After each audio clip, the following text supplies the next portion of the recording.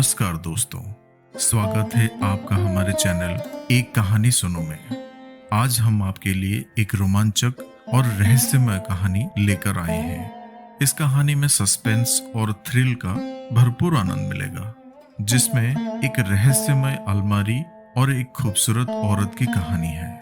तो चलिए बिना किसी देरी के शुरू करते हैं आज की रोमांचक कहानी। इंदु अपने पति मनोज और बच्चों के साथ बहुत खुश थी। उनके 2 बच्चे थे, एक लड़की और एक लड़का। बड़ा लड़का अभी 10 साल का था और लड़की छोटी है 6 साल की। एक मध्यम वर्गीय परिवार है। इंदु के पति मनोज का कपड़े का एक छोटा सा कारोबार है, जिससे उनका घर और दोनों बच्चों की पढ़ाई अच्छे से हो जाती है। मनोज अपने बच्चों और पत्नी को बहुत प्यार करता है। इंदु अपनी छोटी सी दुनिया में खुश थी, लेकिन फिर उस एक दिन से सब कुछ बदलने लगता है। एक दिन मनोज जब घर आया तब उसका मूड कुछ ठीक नहीं था। उसके बच्चे वहीं बैठे पढ़ाई कर रहे थे। बातों बातों में उनमें बहस हो गई और वो झगड़ा करने लगे। मनोज वहीं बैठा था और अपने ही ख्यालों में खोया हुआ था। उनको झगड़ता देखकर मनोज को गुस्सा आ गया और उसने उठकर अपने बच्चों को एक एक तमाचा लगा दिया। इंदु किचन में खाना पका रही थी। बच्चों की रोने की आवाज सुनकर भागती हुई आई। बच्चों और इंदु के लिए ये बात बड़ी ही आश्चर्य की थी, क्योंकि मनोज ने आज से पहले कभी अपने बच्चों को मारना तो दूर की बात है, जोर से डांटा भी नहीं था। हमेशा उन्हें प्यार से समझाया था, लेकिन आज उसे क्या हो गया था। इंदु ने मनोज से बात की। उसने पूछा कि क्या हुआ, कुछ बात है क्या? लेकिन मनोज गुस्से में कुछ नहीं बोलकर वहां से चला गया। इंदु को पता चल गया था कि जरूर कोई बड़ी बात है जो मनोज को परेशान कर रही है। कुछ दिन मनोज का स्वभाव ऐसा ही रहा। इस दौरान मनोज अपनी चीजों को लेकर भी कुछ ज्यादा ही पर्सनल हो गया था। उसने अपना एक अलग अलमारी रख लिया था, जिसकी चाबी सिर्फ उसी के पास रहती थी। इंदु को ये पता था कि मनोज उसमें कुछ रखते हैं, लेकिन वो मनोज से इस बारे में बात नहीं कर रही थी। उसे लगा कि शायद वो इस बारे में पूछेगी तो कहीं वो बुरा नहीं मान जाए। ऐसे ही आजकल उनका मूड कुछ सही नहीं रहता है, इसलिए उसने इस बारे में बात ही नहीं निकाली। मनोज कुछ दिनों से अब अकेला रहने लगा था। ज्यादा बातें नहीं करता था, बच्चों से भी ज्यादा कुछ बोलता ही नहीं था। इंदु को ये बात खटकने लगी। एक दिन जब मनोज अपने अलमारी में कुछ रख रहा था, तब इंदु वहां आ गई। इंदु को देखकर उसने झट से सबसे पहले अलमारी को बंद कर दिया। इंदु ने पूछा, क्या हुआ? ऐसा क्या है जो आप छिपा रहे हैं? क्या हो गया है आपको? कुछ बात है तो बताइए। अब मनोज ने कहा कि कुछ नहीं, कुछ होगा तो मैं तुम्हें बताऊंगा, ऐसा कुछ है ही नहीं। अब इंदु को चिंता सताने लगी कि उसे अपने पति का बदला हुआ रूप साफ दिखाई दे रहा था। घर में शांति ना हो तो उसका असर सब पर पड़ता है। करीब 1 महीने तक उसके पति का यही रूप रहा, लेकिन 1 महीने बाद अचानक वो फिर से बदलने लगा। पहले की तरह ही अपने बच्चों से बात करने लगा। शांत और सरल पहले से भी ज्यादा हो गया। पहले से ज्यादा अपने बच्चों से प्यार करने लगा।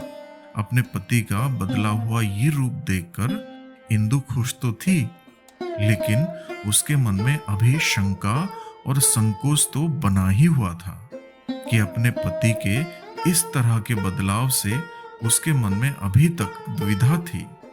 अब सब कुछ धीरे धीरे फिर से पहले जैसा होने लगा, लेकिन अभी भी मनोज अपने अलमारी को नहीं छोड़ता था। अलमारी पर ताला ही रहता था, ना ही उसे किसी को हाथ लगाने की इजाजत होती थी। इंदु को लगा मनोज फिर से वैसे हो गए, अभी ये काफी है। धीरे धीरे वो शायद खुद ही अपने मन की बात बता दे। समय बीतता गया। एक दिन इंदु दोपहर अपने घर से कुछ काम को निकल गई। मनोज दुकान पर थे और बच्चे स्कूल गए थे, इसलिए वो घर के काम से खुद बाहर गई हुई थी। लेकिन बाहर जाने पर उसे पता नहीं था कि उसे ऐसा कुछ दिखाई देने वाला है। उसे वहां मनोज दिखाई दिया, और वो भी एक बहुत ही खूबसूरत औरत के साथ, और मनोज उसे पैसे भी दे रहा था। ये सब देखकर इंदु की आंखें फटी की फटी रह गई। उसे बड़ा आश्चर्य हुआ और फिर वो छिप गई ताकि वो दिखाई नहीं दे। लेकिन अब उसके मन में सवालों के भूचाल आ गए थे। तरह तरह के ख्याल आने लगे थे कि इस औरत की वजह से ही शायद उसके पति में बदलाव आया है। अब शाम को जब मनोज घर आया तो इंदु ने पहले ही कुछ सोच रखा था। उसने मनोज से पूछा, दिन कैसा गया? कहीं गए थे या दुकान पर ही थे? मनोज ने कहा, नहीं, दुकान पर ही था, कहाँ जाऊंगा? इंदु को पता था कि मनोज झूठ बोल रहा है, लेकिन क्यों और किस कारण से ये उसे पता नहीं था। उस दिन से इंदु मनोज पर नजर रखने लगी। वो बीच बीच में दुकान जाती थी और मनोज का फोन भी चेक किया करती थी। लेकिन अगले 1 महीने तक उसे कुछ नहीं मिला। मनोज ना तो उस औरत से मिला, ना ही कुछ और। लेकिन फिर महीने की 1 तारीख को वो उसे फिर मिलते दिखाई दिया और उसे पैसे देता हुआ भी दिखा। इंदु को फिर समझ नहीं आया कि आखिर ये बात क्या है। कुछ महीनों तक उसे देखा और उसे पता चला कि मनोज हर महीने उस औरत को पैसे देता है। इंदु ने महीनों तक इस बात को देखा था। एक दिन जब मनोज अपने घर आया तो इंदु ने उसको पूछ ही लिया कि क्या बात है, आप कुछ छिपा रहे हैं क्या? मनोज ने कहा कि नहीं, तो फिर तुम वही बात लेकर बैठ गई। इंदु ने इस बार बोल ही दिया कि अगर कुछ छिपा नहीं रहे तो हर महीने उस औरत को पैसे क्यों देते हो? इंदु की ये बात सुनकर मनोज के मुंह का रंग बदल गया। वो तिलमिला गया और गुस्से से बोला, तो तुम मेरा पीछा कर रही हो, मुझ पर नजर रख रही हो। हर महीने मैं बहुत लोगों को पैसा देता हूँ। तुम क्या जानती हो दुकान के बारे में? इंदु ने कहा कि मैं जानती हूँ दुकान के बारे में, और ये भी जानती हूँ कि वो दुकान का काम नहीं था। मनोज ने कहा कि तुम्हें जो समझना है समझो, मुझे तुम्हें कोई सफाई देने की जरूरत नहीं है। ये कहकर मनोज वहां से चला गया।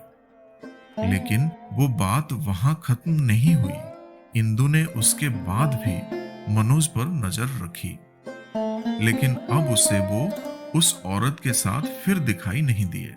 इंदु ने सोचा कि शायद मनोज ने अब मिलने की जगह को बदल दिया होगा।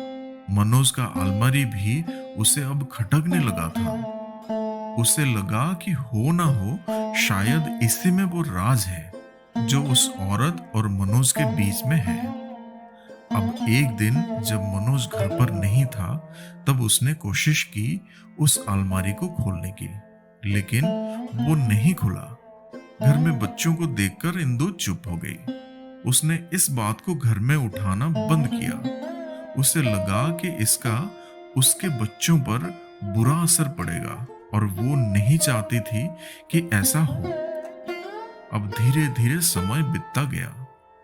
करीब 4 साल के बाद एक दिन अचानक मनोज की तबीयत खराब हुई। दरअसल मनोज को सांस लेने में दिक्कत हो रही थी। मनोज अपनी पत्नी को बिना बताए अस्पताल चला गया और करीब 1 या 2 दिन बाद वापस आ गया। घर में किसी को भी इस बारे में उसने नहीं बताया। 2 दिन बाद जब वो घर आया तो इंदु उस पर टूट पड़ी। बोली कि क्या हालत बना रखी है, कहाँ थे, ऐसा क्या है जो आप इतने सालों से छिपा रहे हैं? आज मुझे आपके और इस अलमारी के बारे में जानना है। मनोज ने अब अपनी पत्नी को सच बताना सही समझा। उसने अलमारी खोला और उसमें से एक फाइल निकालकर अपनी पत्नी इंदु को दिखाना शुरू कर दिया।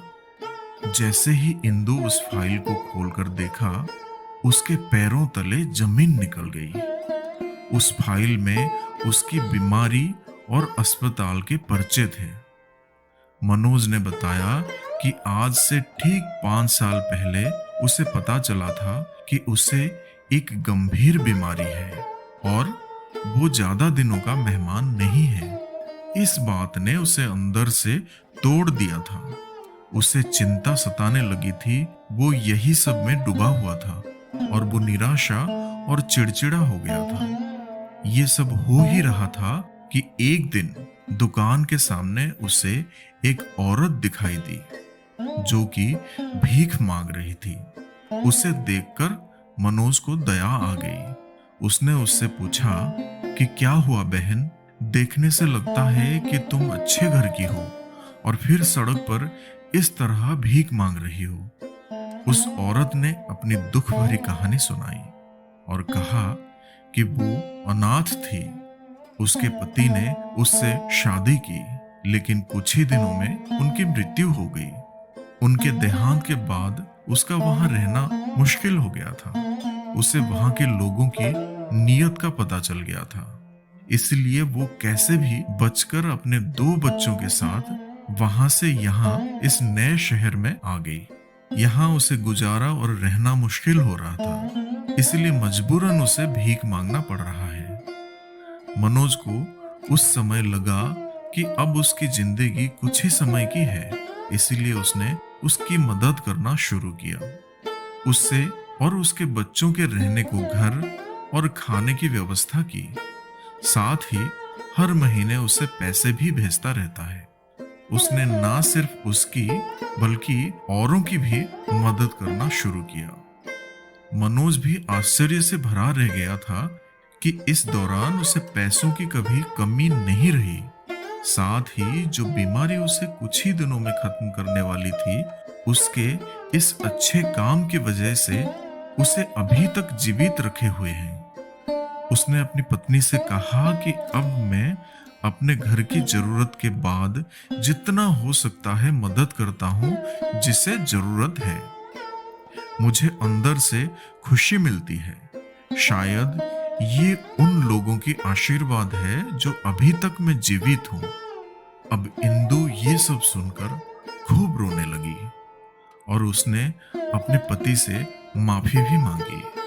उसने कहा कि आप इतना सब कुछ झेल रहे थे और हम आपको कितना गलत समझ रहे थे। आप मुझे क्षमा कर दें। अब इंदु भी मनोज के इस काम में उसका साथ देने लगी। साथियों, इस कहानी से हमें ये सीख मिलती है कि इस जिंदगी में कब क्या हो जाए हम में से कोई नहीं जानता। अगर हम किसी के काम आ जाएं, किसी को जिंदगी जीने में मदद कर दें, तो उससे बड़ी बात कुछ भी नहीं है। किसी की सहायता करना एक महान कार्य है जो हमें अंदर से संतोष और खुशी देता है। जब हम किसी जरूरतमंद इंसान की सहायता करते हैं तो भगवान हमारा साथ देता है। किसी की मुश्किल समय में साथ देना या किसी को खुश रहने में मदद करना हमें भी इंसानियत की सच्ची खुशी देता है। इसलिए हमें हमेशा दूसरों की मदद करने के लिए तैयार रहना चाहिए, क्योंकि यही हमारी असली पहचान है। ये जीवन की सबसे बड़ी उपलब्धि है। अच्छे कर्मों और नियत का फल हमेशा अच्छा होता है। तो साथियों, अगर आपको हमारी ये कहानी पसंद आई हो तो कृपया लाइक, कमेंट और शेयर जरूर करें। हमारे चैनल को सब्सक्राइब करना ना भूलें ताकि आपको और भी रोमांचक और प्रेरक कहानियां मिलती रहें। तो फिर मिलेंगे साथियों अगले एक वीडियो में। तब तक के लिए अपना ख्याल रखना और हमेशा हंसते मुस्कुराते हुए रहना।